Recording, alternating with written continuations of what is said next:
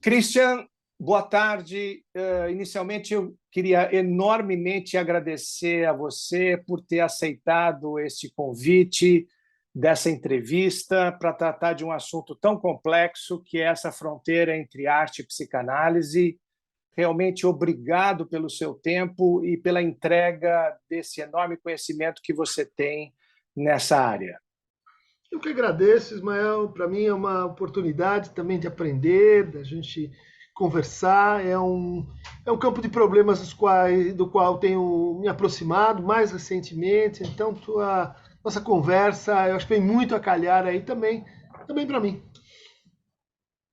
Ok. Inicialmente, eu gostaria de fazer uma breve introdução sobre a sua pessoa, sobre a sua história.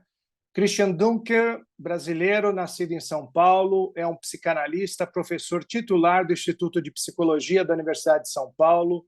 Tornou-se conhecido do público não acadêmico por sua atividade como colunista e articulista nas revistas Mente e Cérebro, Cult e Brasileiro, e também no blog da Boitempo Editorial, discorrendo sobre vários assuntos de interesse da sociedade de modo didático.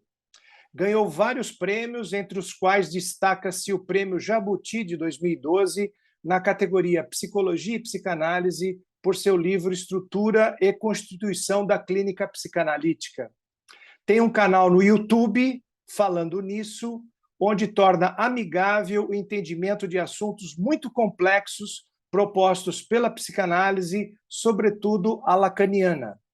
Participou de vários seminários e conferências sobre psicanálise e arte, entre elas sua interessante atuação na 33ª Bienal de Arte de São Paulo, onde, entre outras coisas, discorreu sobre a origem, função e desafios dos temas curadoria de arte.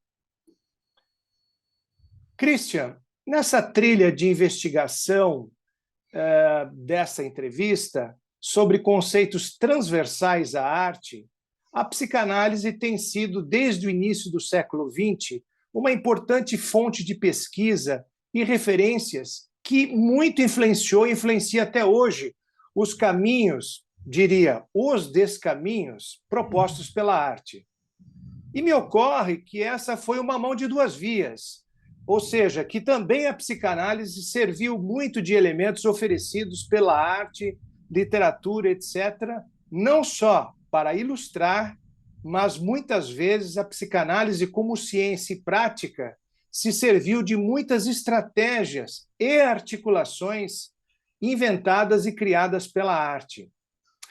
Eu gostaria de ouvir de você, talvez inicialmente, para a gente começar, algumas abordagens históricas para essa entrevista, dando como exemplo, apenas para não antecipar, algumas questões como, por exemplo, o uso de mitos, Édipo, que vem de Sófocles, o conto de Gradiva, de Jansen, usado por Freud.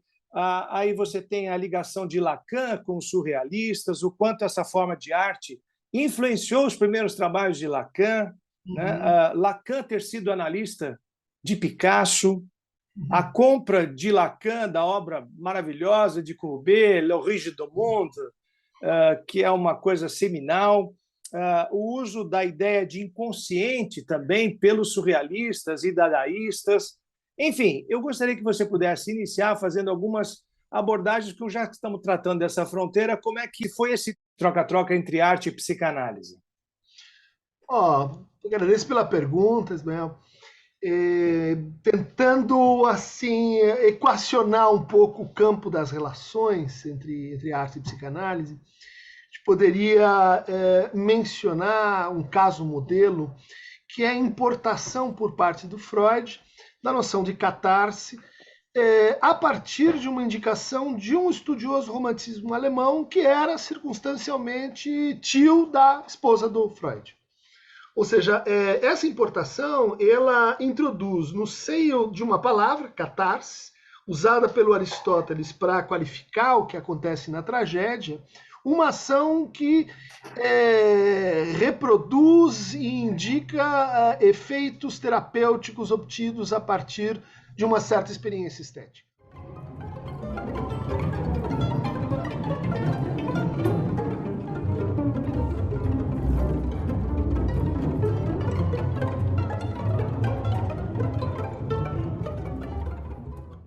Ou seja, no começo da conversa, a gente tem a ideia de cura, né, ligada às encenações das tragédias gregas no século V a.C., Sófocles, Eurípides, e que foram bastante reduzidas ao texto, né, à narrativa, às vezes mítica, às vezes descontextualizada da sua dramaturgia, descontextualizada do uso da música, descontextualizada da presença de juízes, da experiência do público na interação ali com os atores trágicos, né? Bom, eu uso isso como um exemplo que organiza um pouco o campo de relações, porque há sistematicamente assim, um uso um pouco parasitário da arte pela psicanálise, né? Como se a arte prestasse um serviço gratuito para a psicanálise. A psicanálise vai lá, pega e nada devolve. Ou seja, muitas vezes foge ao debate com, eu diria assim, artistas verdadeiros em sua pesquisa contemporânea sobre o que estão fazendo, né? A arte, às vezes, acaba assumindo um pouco assim o sentido de uma linguagem mais ampla, pública e antepassada, a partir do qual os conceitos psicanalíticos podem ser apresentados, como você mencionou, né, como uma espécie de ilustração, né? Bom, essa relação, a imagem e a palavra, uma ilustrando a outra, ela é um fulcro de problemas para a arte e para a psicanálise. Quando a gente diz assim, estou ilustrando, no fundo, isso é o uso mais simples, né, mais extenso que a gente vê por aí, né? Hermenêutica de filme, hermenêutica de peça, hermenêutica de conto literário, de romance. Mas os dois outros usos que me parecem mais interessantes é o uso que considera a arte uma linguagem, e, portanto, uma linguagem que se desenvolve e cria novos problemas, ou seja, indutora de novos conceitos, não só ilustradora, né? E também a arte parte da maneira como a gente pensa, trata e enfrenta contradições sociais. O modelo da tragédia se encaixa aí nos dois casos, né? Bom, traduzindo, se confronta com contradições sociais e como, portanto, a arte ela produz um mapeamento narrativo, nominativo, de modalidades de sofrimento, ou daquilo que Lévi-Strauss chamava de os estados informulados do ser. Então, há uma problemática na nossa prática de transformar sintomas, inibições e angústias, que tem que ver com a maneira como eles respondem a contradições sociais e formas de linguagem. Então, quando a gente olha para a arte, aqui recapitulando então o que o Freud disse, ela é uma espécie de psicopatologia do futuro. Ela está indicando modalidades que estão presentes nos nossos pacientes reais, mas que não estão tematizadas, canonizadas, estabelecidas.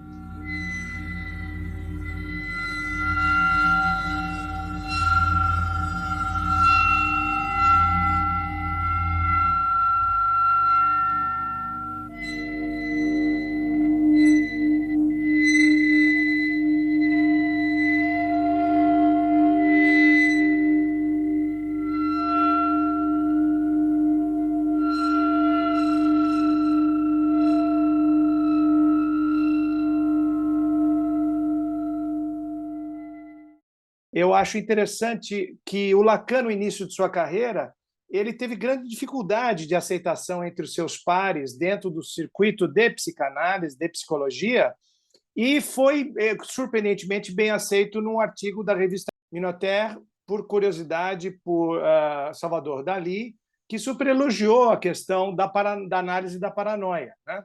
Então, eu sei também que o Lacan ele se serviu de maneira correta dessas articulações que os artistas desenvolvem no intuito de ele poder erigir um novo conhecimento, uma nova estrutura, uma nova epistemologia dentro da psicanálise, para dar conta daquilo que mais tarde vai se chamar o inconsciente, todas as formulações que ele teve.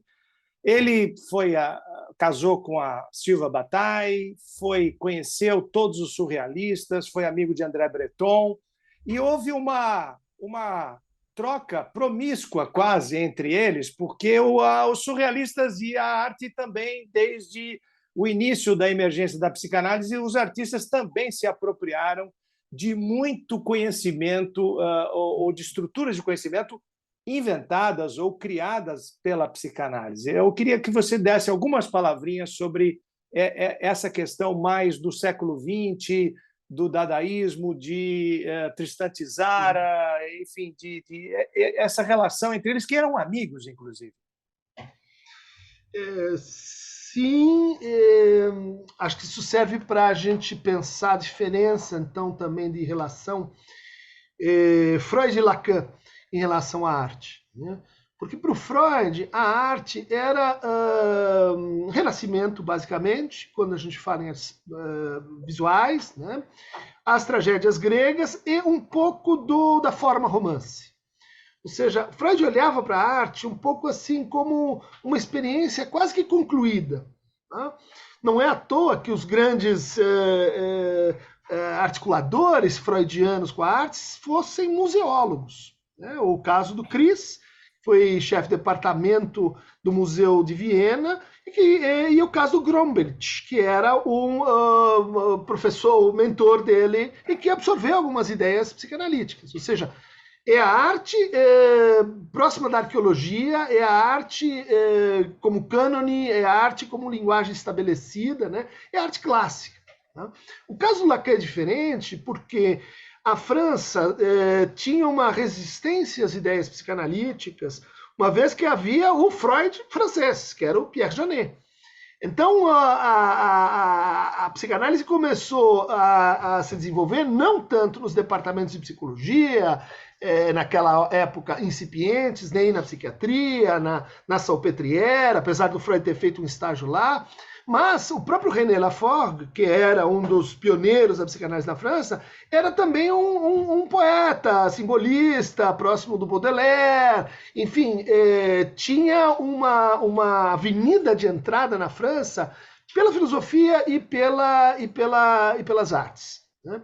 Então a gente tem isso que você mencionou, que é o caso Breton, né? Breton vai ter com o Freud diz assim, é um louco que não entendeu nada do que é a psicanálise, tira ele de lá, e o Breton sai dizendo, bom, o Freud não entende nada de arte. Correto, né?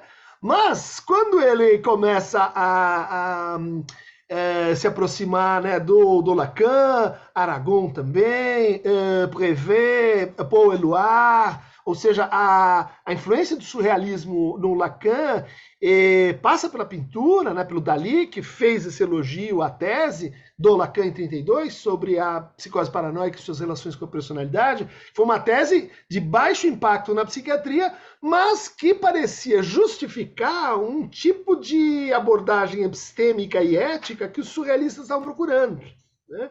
Que é essa ideia do método paranoico crítico, e que não só o Dalí viu justificado na tese do Lacan, mas como o Lacan percebeu que ele podia inverter isso e pensar o fenômeno de conhecimento como um fenômeno paranoico, quer dizer, o contrário do que o Dalí estava colocando. Every painter paints the cosmogony of himself. Of himself. And it's as simple as that. Exactly. Which contemporary... Raphael paints the cosmogony of Raphael. Raphael is the Renaissance period. Yes. Dalí paints the atomic age and the Freudian age. Nuclear things and psychoanalytic things. Isso me parece um ótimo caso de fertilização mútua entre a arte e a psicanálise. Ou seja, por que isso estava acontecendo? Porque o surrealismo é uma vanguarda. Porque o Lacan estava próximo da arte que lhe era contemporânea, né? A última das vanguardas, a cauda do cometa romântico, como diz lá, acho que Apollinaire, né? Ou seja, havia um programa dentro das artes que incluía algo que permitia uma aproximação também maior com a psicanálise, que era uma ideia de fazer a revolução na vida. Surrealismo não é uma expressão estética, uma maneira assim de educar o olhar, é uma maneira de viver. Então, Lacan ele foi formado nesse ambiente com as diversas ramificações do surrealismo. Né? A antropologia do Leiry, do Bataille, vai aparecer na obra do Lacan, na figura do objeto A. Né?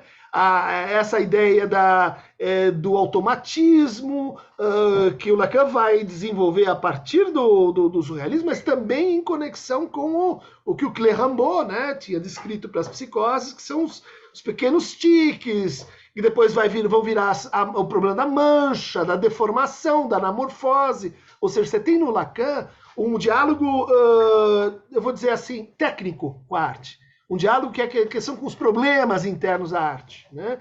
E com a maneira como ela capta contradições sociais e a maneira como ela se coloca problemas de linguagem. Não, perfeito. Quer dizer, eu até ia dar como exemplo essa convergência entre, por exemplo, a escrita automática do Masson e o processo de associação livre como metodologia de prática clínica, né? A questão da catarse, que você já mencionou, a questão da repetição em arte, quer dizer, é uma prática quase inconsciente, quer dizer, o artista ele entra num modo de processo de repetição em que ele fica girando em torno de um ponto, e isso tem muito a ver com a ideia do forte dar, do Freud, que é um aproximar e um afastar. Inclusive, quando a gente está produzindo um trabalho, tem essa coisa de aproximar e afastar, e aproximar e afastar. Então, tem muitos mecanismos aí que se sobrepõem, ou que há uma coincidência, claro que guardado cada um nos seus registros, mas o objetivo dessa entrevista é tentar não criar similitudes, mas pelo menos nexos de correlações, né? Só um adendo a isso, que alguns comentadores insistem assim que o surrealismo foi uma influência de juventude no Lacan e isso depois ficou para trás. De fato, ele tem vários comentários críticos, né, sobre os surrealistas, sobre o Tzara, que não entendeu o que ele falou, em relação ao Breton, mas ele continua a usar sistematicamente alusões, e há uma alusão muito importante no Seminário 11, por 1964, portanto, um momento maior da obra, né?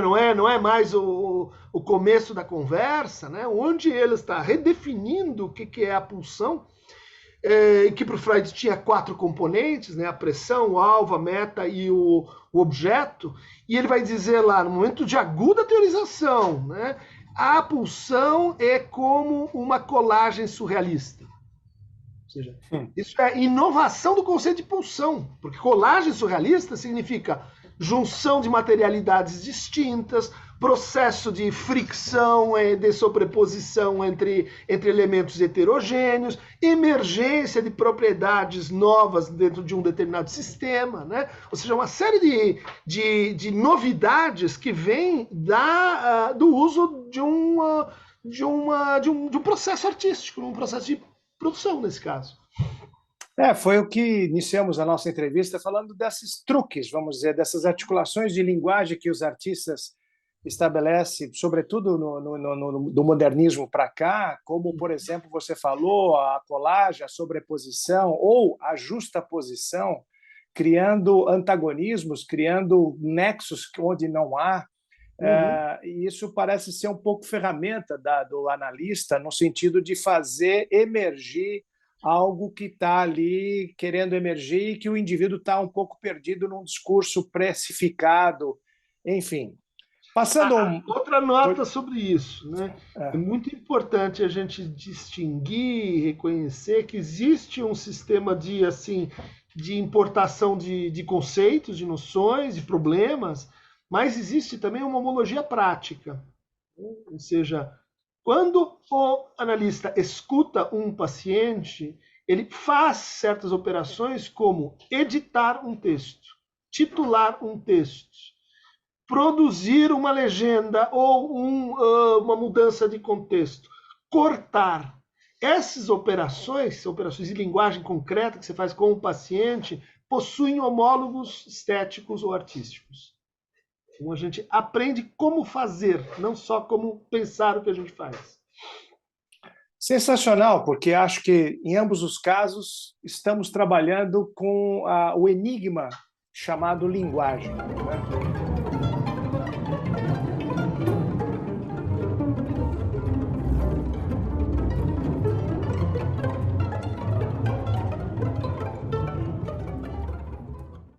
Mallarmé e depois Paul Eluard surge com o conceito de ato poético.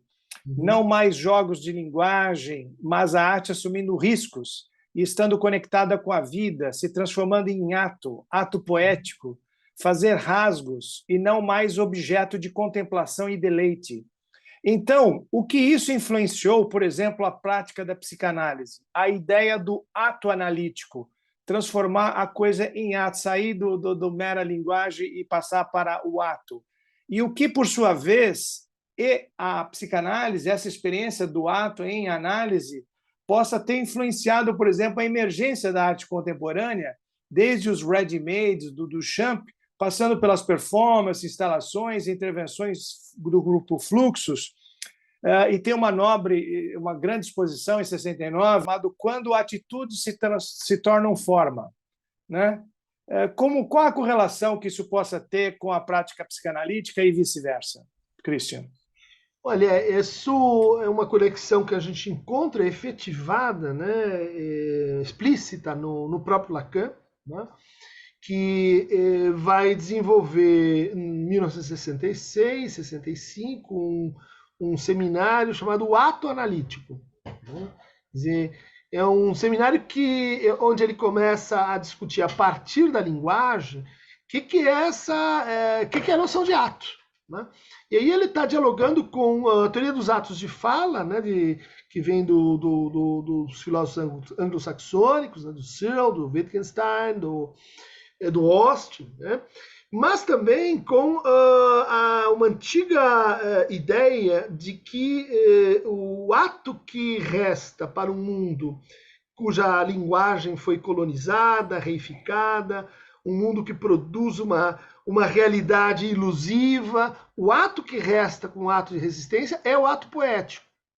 Ou seja, isso redefiniu a arte, né? Quer dizer, então é o gesto, né? Não só o conteúdo expressivo, não só a mensagem, não a dimensão representativa, vamos dizer assim, mas é o fato de que existem intervenções. Bom, essas intervenções, elas são de que natureza? Né? Vamos pensar na tradição inaugurada pelo ready-made, e que vai dar na performance, na arte, na body art, na arte, vamos dizer assim, evanescente, que você mais ou menos situou aqui, tem uma história que se desdobra. Né? Bom, me parece que isso emerge a partir de uma estratégia surrealista que o Lacan incorpora, que é assim, esta realidade que está ao seu acesso imediato é falsa e enganadora. Por quê? Porque para ela ter essa coerência, essa unidade, essa consistência, eu tive que tirar alguma coisa dela. Eu tive que surrupiar algo. Né? Os marxistas vão dizer, exatamente, surrupiar e inverter. Né? Mas tem algo que está de fora. Então, como é que a gente pensa essa exterioridade, né? Isso que foi extraído da realidade? Vamos então falar em algo que é o impossível de ser pensado numa totalidade social, que o Lacan vai chamar de real. Né? Vamos pensar, como é que a gente consegue se aproximar desse real? Vamos pegar a realidade e duplicá-la. Pega-se a realidade e da forma mais simples, até assim um pouco pictural, deforma. Faz com que ela mude suas proporções, faz com que ela produza zonas de indeterminação perceptiva. Isso é um método extremamente simples, né? Um método de repetir, né? Duplicar. E na iância, no espaço intervalar, naquilo que está entre a posição 1 e a posição 2, entre o começo e o fim do gesto, no corte do ato, ali vai surgir alguma coisa. Ali é objet trouvé, como chamavam os surrealistas. Ali vai emergir algo da ordem do objeto. Mas só que é um objeto problemático, objeto que eu não vou conseguir representar perfeitamente. Ele é um rastro de objeto, é um objeto que está preso na sua própria temporalidade. E essa é uma grande questão para a arte, não só moderna, mas contemporânea. Né? Como é que você captura o tempo? Né? Como é que você encontra a verdade no tempo? Isso estava lá na noção de ato analítico. né? Por isso, advogo, inclusive, é um tema aí de pesquisa para a gente, que o que o Lacan chama de ato analítico é irredutível ao que ele chama de discurso do analista, que é o que vem logo depois na sua teorização. Perfeito. Poxa, altamente esclarecedor. Continuando, acho que a próxima questão é continuidade disso que você acabou de colocar. Eu vou até puxar mais adiante essa questão, que estava mais à frente, e te reportando o seguinte: Manuel de Barros, um grande poeta brasileiro, compôs essa brilhante frase: tem mais presença em mim o que me falta. Tem mais presença em mim o que me falta. Muitos textos sobre o valor de uma obra de arte argumentam que o que nela nos captura, o que numa obra nos fascina, não é aquilo que está evidente a um primeiro olhar, mas justamente aquilo que está velado, que está semidito. Que o grande valor de um desenho, por exemplo, não é a habilidade do traço, como muitos pensam, mas talvez da composição daquilo que ficou sem desenhar e que é tão ou mais importante do que aquilo que está grafado no desenho, criando uma certa ambiguidade. Sendo assim, você poderia nos fazer uma articulação com o pensamento de Lacan sobre o falta a ser ou da criação ex nihilo no procedimento do oleiro, tratado num dos seminários do Lacan? Uhum. Essa é uma inflexão que começa com uma aproximação em relação ao Heidegger, né? Essa ideia de que a criação ela envolve a construção de algo em torno de um vazio. E o modelo são as ânforas gregas. Tá? É um vazio onde a gente pode dizer ali está a coisa. Né? Ali está a coisa, mas também a causa. O Lacan vai brincar com essas duas coisas para produzir um novo conceito de sublimação. Lacan vai dizer, a sublimação é elevar um objeto à dignidade da coisa. Ou seja, elevar o objeto na sua presencialidade, na sua fenomenologia positiva, e pensar como ele se torna um verdadeiro objeto no seu processo de desaparecência. A ideia de uma arte definida pelo entorno, pelo vazio, uma arte definida pelo selo que fecha a ânfora, ele chega a dizer isso, né, que portanto tem assinatura, ela compreende demanda uma teoria mais refinada do que é a repetição. A gente tinha falado da duplicação surrealista, né? O Lacan vai aprofundar a ideia de repetição a ponto de dizer assim, olha, ela comanda um conjunto de processos psicanalíticos. Recalque, renegação, foraclusão, denegação, resistência, transferência. Quase todos os conceitos fundamentais da psicanálise são redutíveis ou incluíveis, né, nessa noção mais genérica de repetição. Bom, qual é a novidade aqui? Né? Dizer assim, existe uma repetição que é assim, preservação do vazio, deslocamento do vazio, e tem uma repetição que é criadora de vazio. Ou seja, o vazio que era pensado uma condição, vamos dizer assim, básica, passa a ser objeto de uma produção. Isso tem o mais alto impacto, né, para a teoria lacaniana do objeto A e para aquilo que ele vai, então, a partir de dado momento, chamar de real, como o real da não relação sexual. Então, retoma a ideia freudiana, né, mas agora numa outra chave. Então, a obra de arte, ela, então, figura, enfrenta, dá nome, tenta formalizar esta relação sexual que não existe. Né? Esse emparelhamento, né, dos sistemas de dualismo que comandam o nosso pensamento e nossa apreensão do mundo. É nesse momento que ele propõe para os psicanalistas uma tarefa que até hoje está assim, meio em suspenso, o que quer dizer, que é assim, psicanálise precisa refazer a estética transcendental kantiana. Ou seja, a estética do espaço-tempo newtoniano, ela é insuficiente para a gente pensar esse novo regime de repetições. E a invenção disso, que está para além da estética transcendental kantiana, passa por uma renovação da teoria do tempo e do espaço, talvez Einstein, talvez a quântica, etc., mas passa também para uma forma de arte que estivesse à altura disso.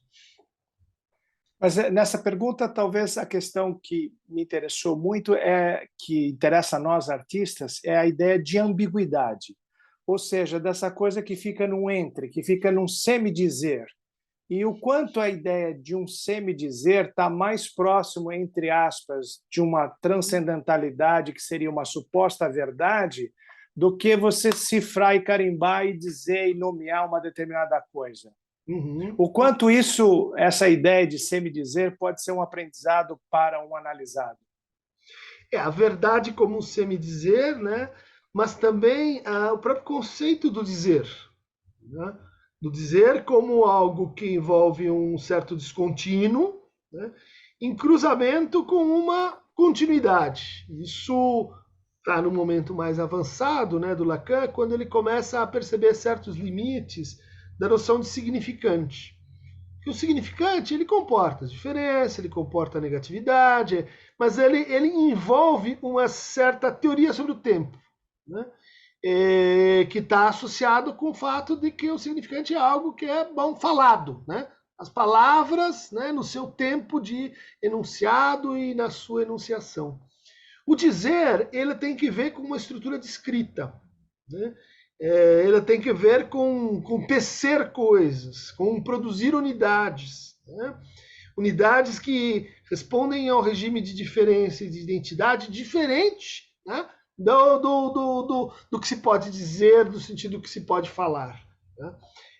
Isso é um desafio para o qual a gente deve procurar aí na arte contemporânea quem que está trabalhando com essa problemática, né? Que no fundo, reduzindo, é assim, o que faz um? O que define a borda de uma obra de arte? Onde ela termina? Ou é na arquitetura do museu? Ou é na globalidade das relações entre os sistemas estéticos? Ou qual é o sistema de nomeação, cifragem, né, que produz um? Esse é o que levou, no fundo, Lacan a desenvolver a ideia de que, olha, a arte é uma maneira de fazer real, simbólico, imaginário, um. Você produz um, e você produz um na medida que você também introduz como essa um se desfaz.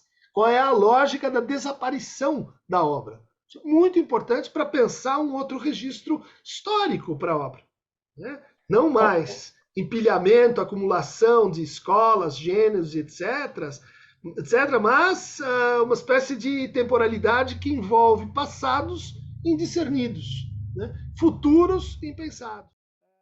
Na próxima questão, acho que tem basicamente o que você colocou, eu queria reformular, seria o seguinte: Lacan formula que o inconsciente não é um porão de guardados, nem um conteúdo escondido. Ele articula que o inconsciente está estruturado enquanto uma linguagem, ou seja, que está presente na própria linguagem. Qual a implicação disso para quem, como um sujeito, pretende ser senhor ou autor da linguagem, no caso do artista, que produz uma linguagem de arte? Ou seja, existe uma visão romântica do artista como um ser superdotado de talento e que cria do nada o novo, etc. E o que eu vejo como experiência própria é que os artistas produzem, quer dizer, a questão que se coloca é: os artistas produzem novas linguagens na arte ou, ao contrário, são os artistas efeitos produzidos na produção dessa linguagem? Ou será que vige ambos? Se eu estou acompanhando, é uma pergunta sobre a relação entre o artista e sua produção, sobre o processo, sobre a relação entre vida e obra, né? Que é uma pergunta muito, muito interessante, né? Porque a gente tem esse regime intuitivo de que o artista, bom, ele faz arte quando ele expressa, né, um conteúdo, uma ideia, né?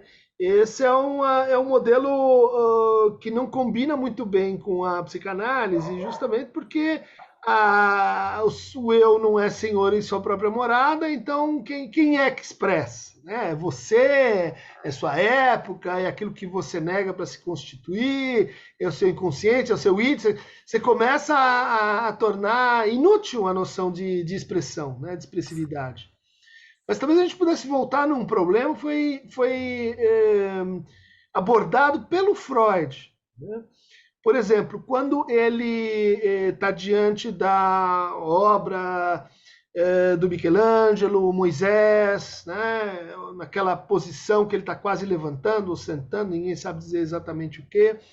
E daí ela olha para aquilo e diz, como é que eu posso ler, né, esse objeto?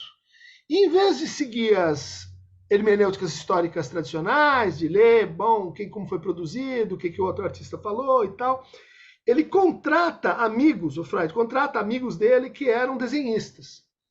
E pede para que esses amigos componham esboços do que seria a obra concluída.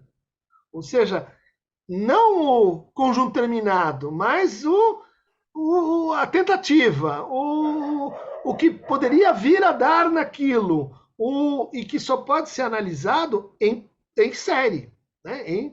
em processo como os momentos temporais de produção da obra.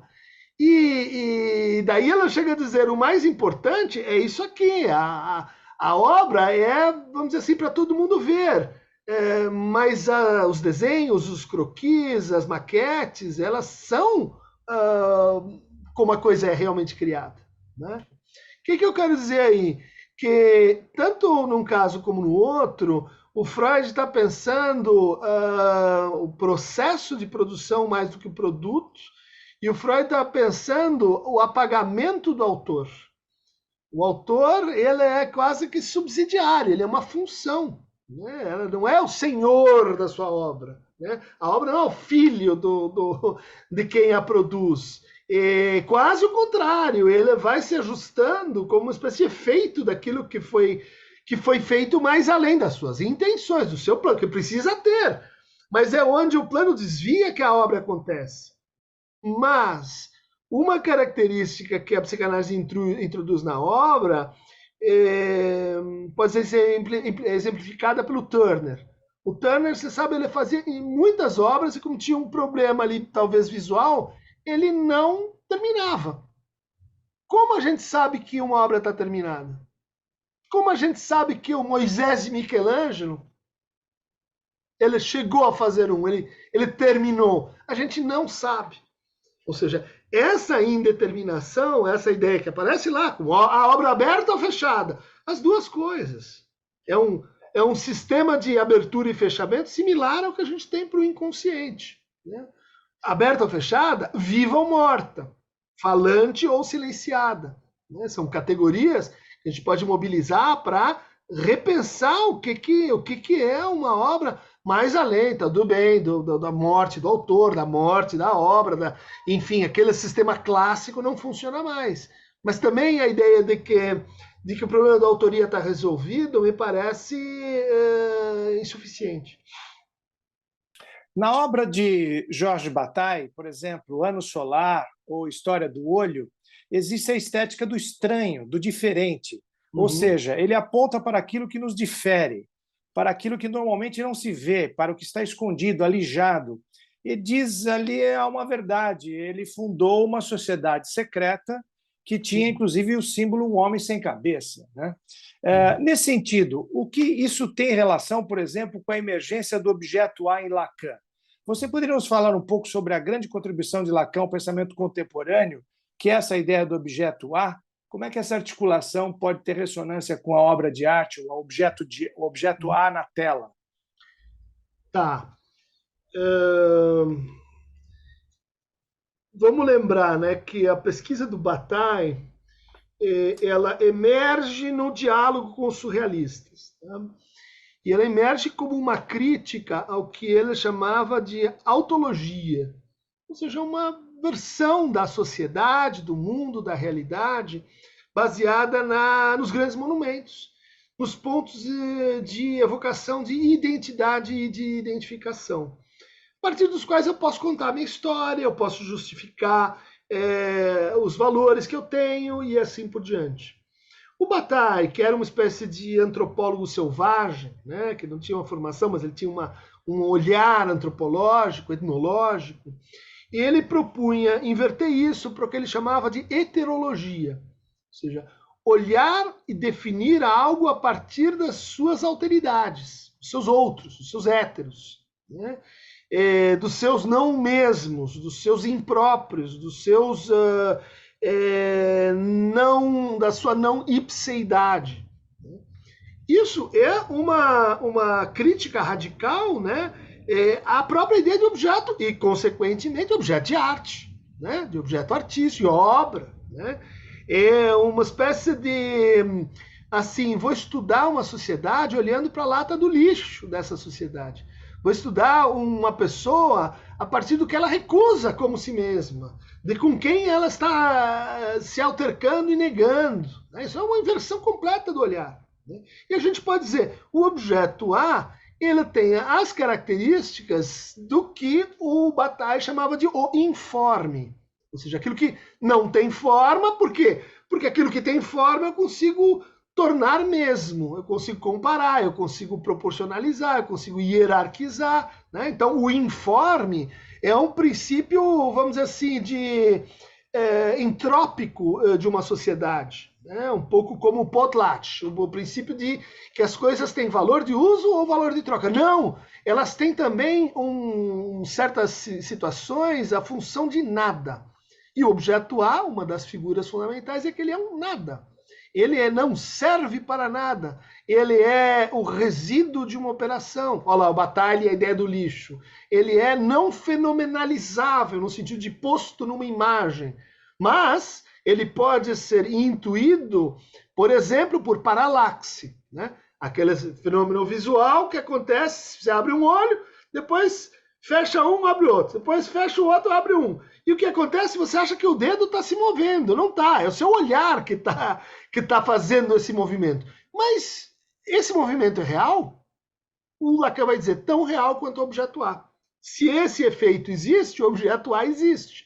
Porque eu estou pegando algo que vem na deformação dos nossos próprios processos perceptivos, né? Isso é um lado da conversa. O outro lado da conversa vai dizer o seguinte: isso que nos escapa, né, e que é irrepresentável, isso que é residual, isso tem uma função. Tem uma função que é causar o nosso desejo. Ou seja, nosso desejo tem uma estrutura de retorno, de recaptura, que tenta apreender um objeto que ilusoriamente está à sua frente, quando na verdade ele está às suas costas.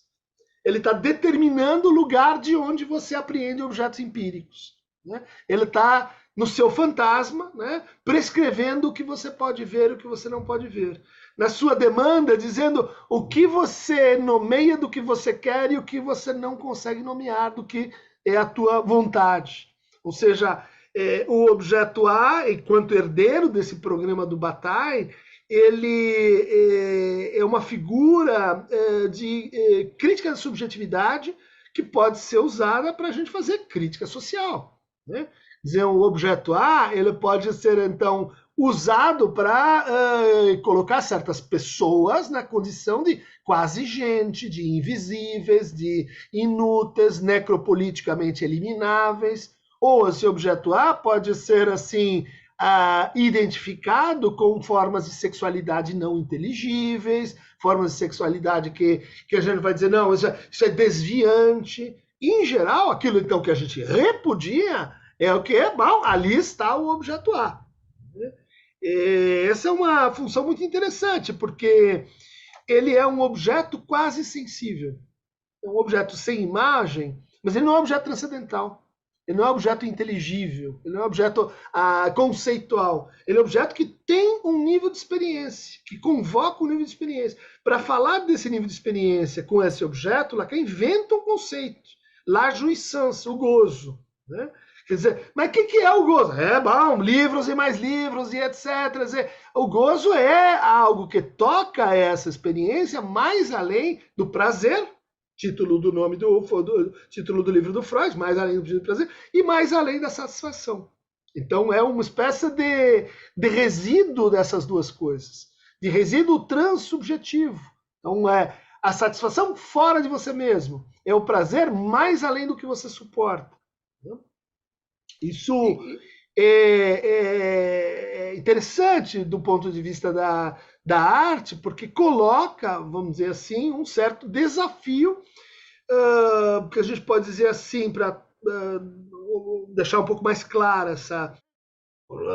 Como a gente capta esse momento de aparição e desaparição de um objeto na sua percepção. Ou seja, não é aquilo que você está vendo, é aquilo que te olha mais além do que você vê. Ali está, vamos dizer assim, o retorno do objeto A sobre o sujeito. Isso vai aparecer em estratégias, por exemplo, de negação. Ce n'est pas une pipe. Isso não é um cachimbo. O objeto A é o cachimbo? Não! O objeto A é o efeito da relação entre essa imagem e esse texto. Né? O Duchamp escreve, Magritte, né? Escreve embaixo. Magritte, René Magritte, outra estratégia, o gato no filme do Matrix, né?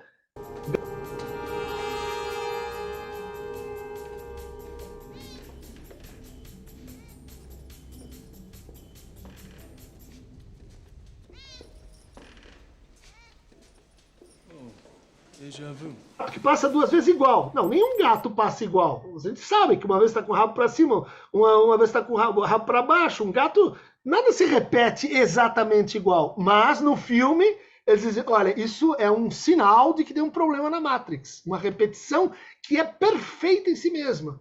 Quer dizer, ali está o efeito do objeto A. Veja, isso é impossível, mas está mostrado. Mostrado por um truque. Né? O Trompe-l'œil, as estratégias de, portanto, negação, repetição e deformação.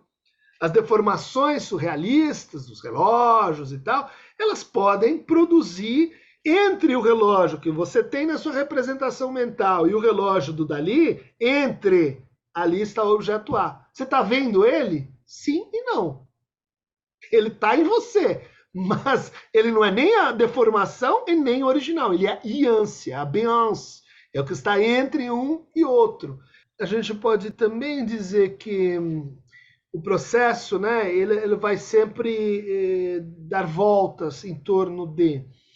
Mas há o que a gente chama de extrações do objeto.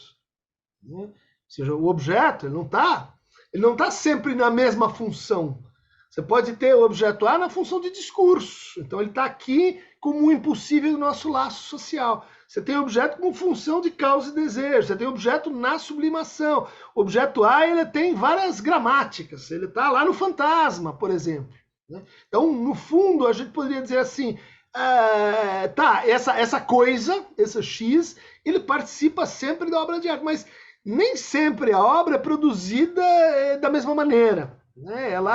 Ela obedece a certas injunções, ela obedece, por exemplo, né, a um processo, não sei se você concorda, que a partir de um certo momento parece que a obra ganha vida própria. É ela que manda, não é mais você que está no comando. Ela vai impondo soluções, novos problemas, aquilo que podia ser um erro, joguei a tinta no lugar errado, foi tinta a mais, se torna uma solução. E essa acumulação de erros, vamos dizer assim, de desvios, isso monta ali um certo sistema de posicionamento do objeto, né? Que pode acontecer do lado do artista, mas não vamos esquecer, a arte também é recepção. Ela pode acontecer do lado de quem recebe a carta roubada, do lado de quem recebe aquele objeto e que faz com ele o quê? Faz sublimação, faz gozo fantasmático, faz discurso social, quer dizer, é um objeto que, portanto, não prescreve as suas funções de uso, inclusive nós não comodamos a nossa relação com essas funções de uso. Há uma figura muito interessante do objeto A no Freud, que é o unheimlich, né? Que é o estranho, você falou no estranho. É um trabalho muito bacana da Hélène Cixous, né, mostrando que esse texto talvez seja um texto de maior relevância estética no Freud. Porque ali ele diz, nós temos uma ambiguidade, como você falou, nós temos uma indeterminação, que é o fato de o estranho, em alemão, a partir dessa palavra, querer dizer ao mesmo tempo o próximo na casa e a rua. Só que é também a rua descoberta dentro da casa e a casa descoberta dentro da rua. É o próximo e o distante, mas é a descoberta de um distante interior e de uma extimidade, de uma essência externa. É aquilo que devia ficar segregado, mas que aparece mostrado. É aquilo que devia ser morto, coisa, e aparece como vivo. Ou o contrário. Ou seja, entre um e outro, nós temos os efeitos de Unheimlich, os efeitos de estranhamento, que são formas de falar dos efeitos de posicionar, de agarrar o objeto. Me parece, isso define um certo fazer estético ou artístico. Né? Como é que você resolve isso? E que, em última instância, acaba agregando, a meu ver, um grande valor à arte, ou mais valor à arte, uma maior potência à arte, aliás, ilustrado pelo aquele exemplo do próprio Lacan sobre a fábula de Zeuxis e Parrhasius, né? Em que Zeuxis se gabava de fazer uvas tão realistas que enganavam os pássaros, porque eles batiam contra a parede, ao passo que Parrhasius pintou apenas mal, e não era um bom pintor, mas pintou uma cortina entreaberta, e a pessoa entra, e o Zeuxis falou, pô, agora isso está legal, mas me mostra o que tem atrás da cortina. Quer dizer, teve um tempo ali que ele não conseguiu distinguir que era uma cortina que, aliás, bem menos bem pintada do que Zeuxis era capaz de pintar as uvas, mas que enganou ao olhar. Essa ideia de enganar ao olhar, não como estratégia perversa, mas como efeito de algo que se produz quando você realmente engata esse processo de não simplesmente fazer uma mera ilustração, mas entrar em conhecimentos estranhos, não é? Voltamos à crítica da ilustração, né? E agora você está puxando a conversa para um outro campo de problemas, que é o seguinte, né? Enquanto Zeuxis engana pássaros, Parrhasius engana pessoas. Diz que ele ganhou o concurso. Né? Sim. A ideia de que a gente está, vamos dizer assim, diante de uma relação enganável com o outro, desde Descartes, seu outro enganador, ela é essencial para o entendimento psicanalítico da relação com a verdade. Ou seja, Lacan vai dizer a verdade, ela sempre suporta um certo semblante, e aí a gente está no domínio da produção de quê? De parecências, de imitações, de semblantes, de coisas, objetos, imagens que a gente diz. Isto são imagens que referem-se a X. Né? Bom, o semblante, ele é função da verdade em função de uma tese forte do Lacan, que diz o seguinte, a verdade tem estrutura de ficção. Ou seja, isso importa muito a relação entre arte e psicanálise, porque quem produz essas ficções? Ciência, arte. Né? São os discursos, né, que continuamente aumentam, provocam o léxico das ficções. Sem ficção não tem verdade. O que significa isso? Sem engano, você não chega à verdade. Bom, concepção dialética já mais ou menos conhecida. Mas aqui vai acontecer uma relação mais tensa e mais complicada entre a verdade, que tem estrutura de ficção, e o real. O real não é a verdade. Né? Então a gente pode dizer assim, tem artes que estão mais próximas, né, da pesquisa sobre a verdade, sobre as estruturas de ficção, e tem estratégias estéticas que estão mais próximas, estão ambicionando a relação, outra coisa que é, a produção, colocação em ato do real. Uma arte, vamos dizer assim, à altura do nosso tempo, ela tem que resolver esses dois problemas ao mesmo tempo. Como é que o real e a verdade comparecem naquela produção, naquele semblante? A propósito disso, e para poder falar um pouquinho sobre o registro do real, para quem está nos assistindo, eu gostaria de iniciar a questão dizendo que o Hall Foster, que é um grande filósofo americano, ele tem se debruçado sobre o que para ele é o objeto exemplar do século XX, que é a obra de arte, e ele então escreve o livro O Retorno do Real, e esse real, que não tem nada a ver com realidade, é o real cunhado pelo Lacan, dentro do modelo RSI, que seria o simbólico, o imaginário, e entre esses dois registros gravita um registro muito estranho, difícil de dar conta, que é a ideia do real, e talvez o registro do real seja uma das grandes contribuições do Lacan à filosofia moderna. Nesse sentido, o Lacan, de modo brilhante, para tentar definir algo indefinível, que seria a ideia do registro do real, ele articula o seguinte, e nisso eu me sinto um pouco familiar, porque os artistas também estão tentando apalpar algo impalpável, ou lidar, definir, demarcar algo indemarcável, quer dizer, é quase lidar com um paradoxo. E o Lacan, diante de um paradoxo epistemológico, que seria a intuição desse fenômeno, que ele vai chamar registro do real, ele diz: o real é aquilo que não cessa de não se inscrever. Eu fiquei siderado com essa expressão antagônica, ambígua, paradigmática.